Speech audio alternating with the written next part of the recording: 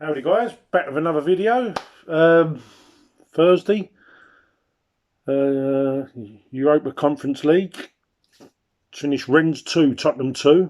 I'll take a point all day long. Very concerning after the start we made, but just going to make this brief. Yeah, good point. It's not a loss, just a point. Puts us in good stead for the next game, which we should win. Should be winning most of these games, but great atmosphere, I must say, tonight for the Rennes fans. They were brilliant.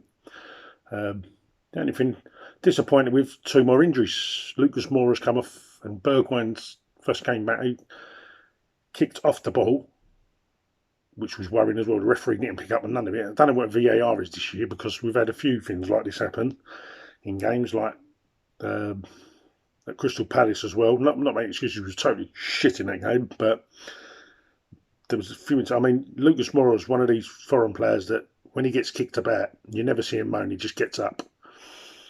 And in the Palace game, when he threw the ball down, it just, I mean, his boot was completely took off from the bad challenge. It just says it all. I mean, it's a couple of games now where the referee's just been totally for the home teams. I'm not putting the ref down or anything, but we weren't getting corners, we weren't getting free kicks, and we weren't getting throw-ins again.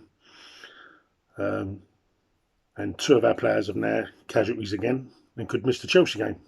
So disappointed with that again.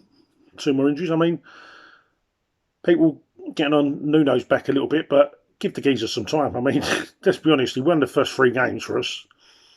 Yeah, first three games, won Manager of the Month. And since that, he's had nothing but bad luck. With the Crystal Palace game, 6 players were ineligible through injuries and being in lockdown. So it's totally out of his hands. That's your game plans out the window. And obviously yesterday, still didn't have them COVID players to pick from. And 2 more injuries. So it's not fantastic. I mean, going into the Chelsea game, we could have, I know we've got the guys back, but they're not going to be match fit. There's no chance. Moura's still a dat. Son's still a dat. Bergwijn's a dat. Tanganga's suspended. It's not looking great, is it? But anyway, back to tonight's game. What I'll say is the positives. I think the negatives were the goalkeeper, Galini. I thought he was pretty poor for the goal. Second goal. There was another one where he spilt it as well, so I weren't too happy about that. But it's games like this, you want them to make mistakes, you know, that don't cost you. It's the big games you're more worried about.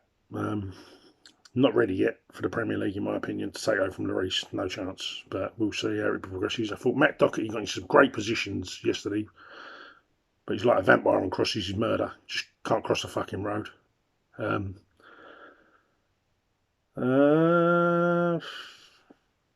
What else is there? Any positives? I thought Skip was brilliant in midfield.